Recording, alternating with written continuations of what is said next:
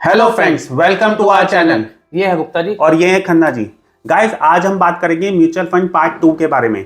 Part 1 में हमने आपको बताया था म्यूचुअल फंड क्या होता है, कितने टाइप का होता है और किन्हें लगाना चाहिए। आज हम उसके आगे की आपको डिटेल्स देंगे। प्लस मैं आपको ये भी बताऊंगा कि कैसे एक नॉर्मल म्यूचुअल फंड के रिटर्न को हम 2 से 2.5% बढ़ा सकते हैं। तो आप ये वीडियो हमारी लास्ट तक देखिएगा। तो इसमें गुप्ता जी पैसे लगाए कैसे, ये हमने अपने व्यूअर्स को बताया ही था पिछली बारी। हाँ बिल्कुल खन्ना जी, देखिए इसमें पैसे जो हम लगा सकते हैं एसआईपी के थ्रू लगा सकते हैं, सिस्टमैटिक इन्वेस्टमेंट प्लान।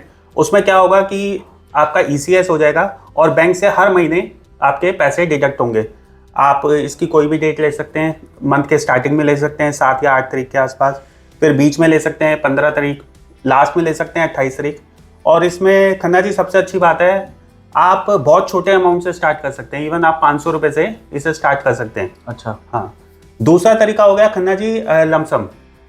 किसी को एसआईपी नहीं स्टार्ट करनी, उसे एक साथ पैसा डालना है तो वो एक साथ पैसा भी डाल सकता है। चाहे 5,000 डाले, 5,000 आप मिनिमम डाल सकते हो इसमें, 5,000 डाले, 5 लाख डाले, 5 करोड़ डाले, उसकी मर्जी है। और इसमें खन्ना जी तीसरा तरीका हो गया कि मान लीजिए किसी के पास पैसे तो पड़े हुए हैं एक साथ, लेकिन उसे लमसम नहीं लगाना है, एज ए एसआईपी लगाना है। तो वो क्या कर सकता है, लिक्विड फंड में अपना पैसा डाल सकता है।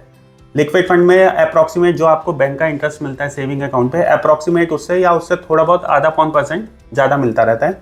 और वहाँ से आपका एसआईपी स्वैप होती रहेगी, तो वहाँ से आपका फंड जाता रहेगा।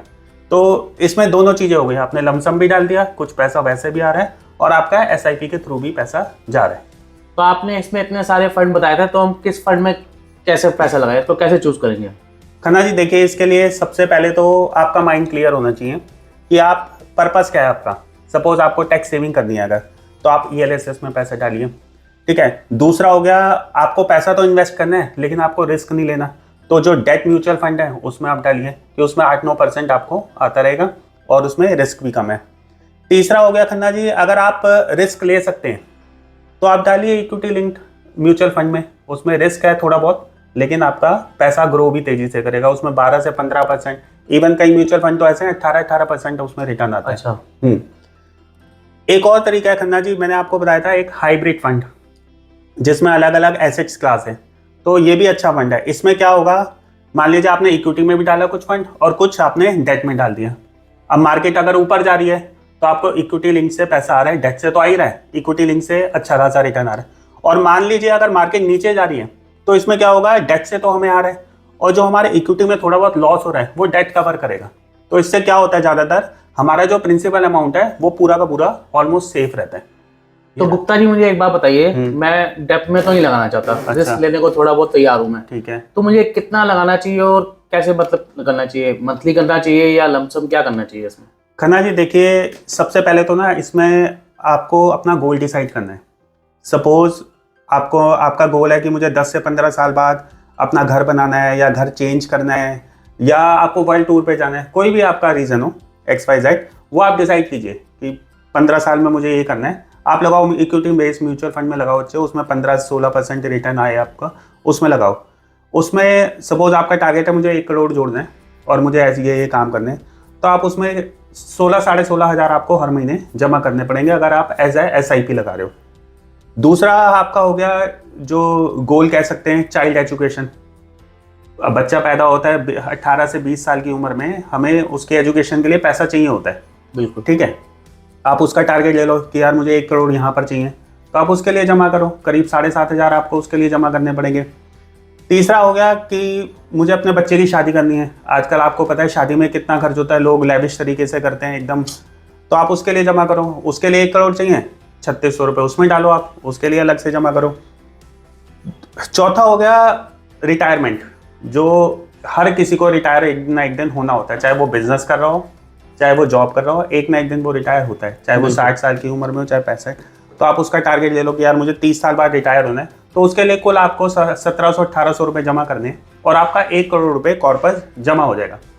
गोल मैंने आपको डिसाइड करने के लिए किस लिए कहा खन्ना जी, मान लीजिए आपने कोई गोल डिसाइड किया, ठीक है, अब आपको बीच में हल्की फुल्की पैसों की ज़रूरत पड़ गई, आप वो तोड़ लोगे। गोल मैंने इसलिए डिसाइड करने को कहा, हम अपना लाइव एग्जांपल ही देते हैं इसमें, कि आपको याद होगा हमारे म्यूचुअल फंड तो चलते ही रहते हैं। एक बार हमारा म्यूचुअल फंड अच्छा खासा चल रहा था उसमें रिटर्न आ रहा था हमें 17-18%, आप भी मानोगे। और हमने वो जस्ट ऐसे ही ब्रेक कर दिया और हम लोग दोनों दुबई चले गए। बिल्कुल ठीक है, चले गए। वो अब जब मैं ये वीडियो हम बना रहे थे तो मुझे थोड़ा सा ये एहसास हुआ कि यार अगर हमने वो उस टाइम ब्रेक ना किया होता तो हम दुबई की जगह शायद लास वेगास जाते। सही बात कही गुप्ता जी, ठीक है ना आपने, लेकिन उस टाइम मुझे ये नहीं कहा सही गई।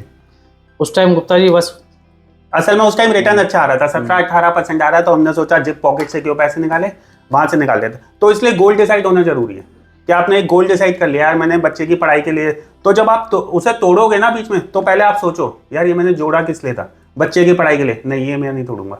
तो ये गोल डिसाइड करना बहुत जरूरी है। अब दूसरा तरीका इसमें आप लमसम के तरीके से भी जोड़ सकते हो। लमसम में अगर मान के चलो एक सीधी सीधी कैलकुलेशन है, अगर अप्रॉक्सीमेट 15% रिटर्न आता है तो आपका हर 10 साल में पैसा 4 गुना हो जाएगा। आपको 1 करोड़ चाहिए, आप 25 लाख जोड़ दो, 10 साल में 1 करोड़ आपका आ जाएगा। ऐसे ही अगर 15 साल में आपको चाहिए तो 15 साल में करीब 8 गुना होता है, तो आप उस हिसाब से उसमें पैसा जोड़ो, आप 12.5 लाख जोड़ोगे वो आपका 1 करोड़ हो जाएगा। तो आप इसमें गोल डिसाइड करना बहुत जरूरी है। गोल डिसाइड करो, उसके बाद पैसे जोड़ना चालू करो, चाहे SIP चाहे लमसम, वो आपके ऊपर है। तो गुप्ता जी आपने इसमें कहा था कि आप शुरू में आपने वीडियो में कहा था कि आप इसमें 2-2.5% एक्स्ट्रा दिलवा दोगे हमें, तो वो कैसे दिलवाओगे? खन्ना जी उसके ना 2 तरीके हैं। पहला तरीका तो है जो आप SIP लगा रहे हो उसे 3 पार्ट में डिवाइड कर दो। फॉर एग्जाम्पल आप मान लो 15,000 की लगा रहे हो या 3,000, जितने की भी लगा रहे हो उसे 3 पार्ट में डिवाइड कर दो। 15 की लगा रहे हो आपने 5-5 हज़ार में डिवाइड कर दिया।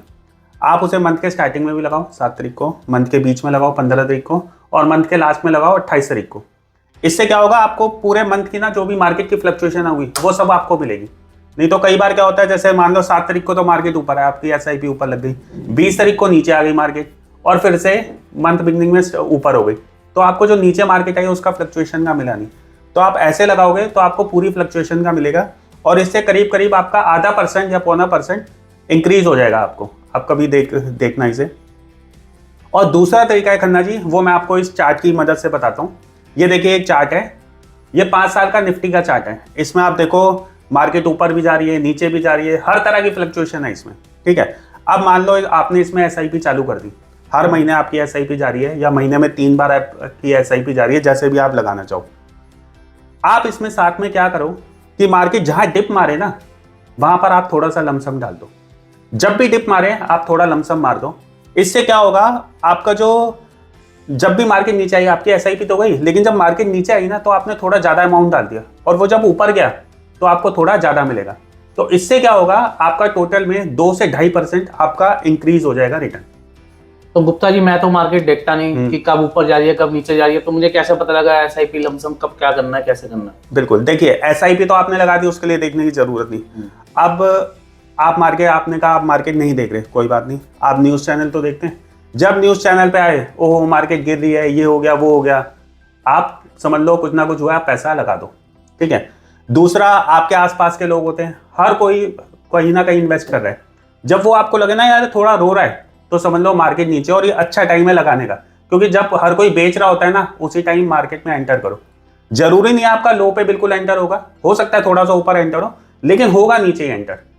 ये जो आप सर्कल देख रहे हो इस चार्ट में, इसके बीच में कहीं भी आपका एंटर चांसेस है होने के, तो वो जब ऊपर जाएगी आपको ये रिटर्न आपका ऑटोमेटिक इंक्रीज हो जाएगा। तो ये सबसे बढ़िया तरीका है। सबसे जरूरी इसमें है खन्ना जी स्टार्ट करना, जल्दी से जल्दी स्टार्ट करो। आपकी एज 20 साल है, आपकी एज 25 साल है, आप स्टार्ट करो।